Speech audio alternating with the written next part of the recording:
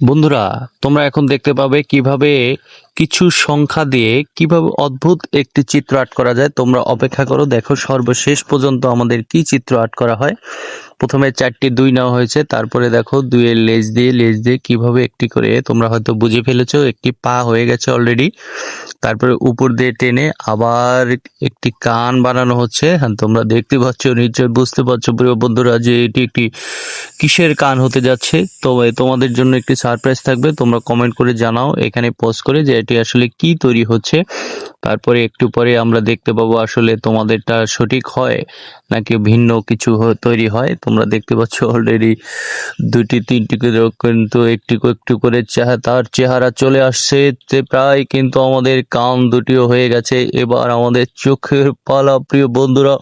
তোমাদের বাড়িতে নিশ্চয়ই এই প্রাণীটি আছে এবং তোমাদের অনেক প্রিয় প্রাণী তোমরা দেখতে পাচ্ছ।